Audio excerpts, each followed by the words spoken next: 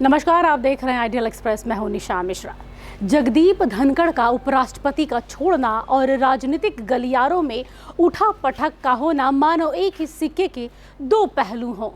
पूर्व राष्ट्रपति धनखड़ तो चले गए, पर अपने पीछे छोड़ गए एक चुनावी द्वंद्व इसलिए क्योंकि अब वो सत्ता पक्ष और विपक्ष दोनों में उपराष्ट्रपति के चुनाव को लेकर एक अलग ही हड़कंप देखने को मिल रहा है।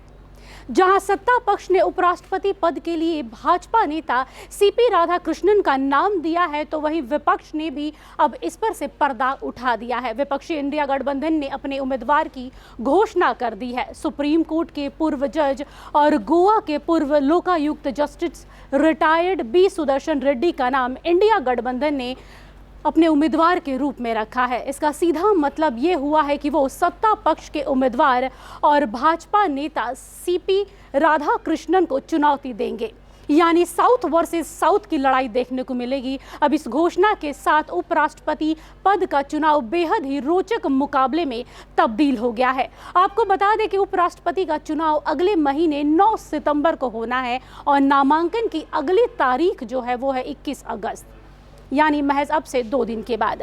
एनडीए ने अपना उम्मीदवार 2 दिन पहले ही ऐलान कर दिया था, जबकि विपक्षी दलों ने आज बैठक की और आज ही कांग्रेस अध्यक्ष मल्लिकार्जुन खड़गे ने सुदर्शन रेड्डी का नाम सबके सामने ऐलान किया। इस चुनाव में साउथ वर्सेस साउथ की लड़ाई सबको कहीं ना कहीं आकर्षित कर रही है। यहाँ सवाल ये खड़ा होता है कि जस्टिस बी सुदर्शन रेड्डी कौन है और उनका राजनीति से क्या ताल्लुक रहा है। दरअसल आंध्र प्रदेश से ताल्लुक रखते हैं जस्टिस बी सुदर्शन रेड्डी।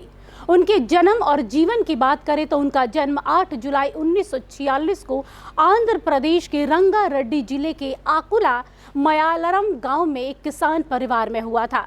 उन्होंने साल 1971 में उस्मानिया यूनिवर्सिटी से कानून की पढ़ाई पूरी की और हैदराबाद में वरिष्ठ अधिवक्ता के प्रताप रेड्डी के मार्गदर्शन में सिविल और संवैधानिक मामलों की प्रैक्टिस शुरू कर दी।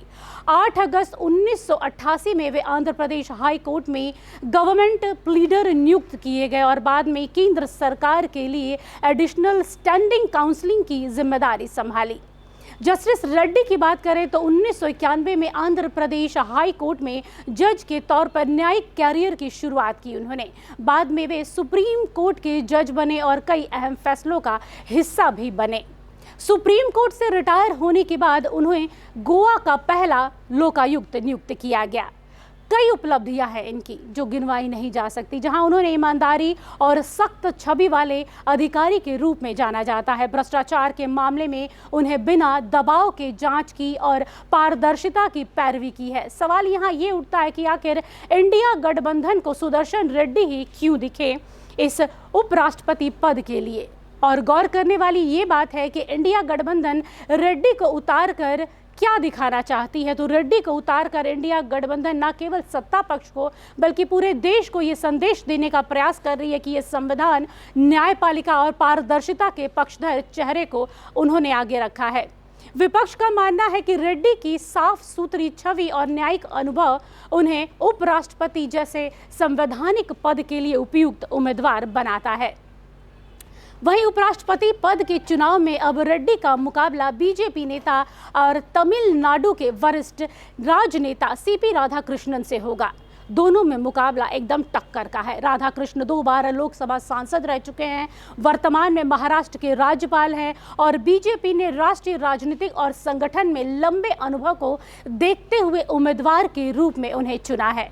अब देखना है कि रेड्डी वर्सेस राधाकृष्णन में उपराष्ट्रपति पद का चुनाव कौन जीतता है और उस पद को कौन भरता है। फिलहाल के लिए देखते रहिए आइडियल एक्सप्रेस। नमस्कार।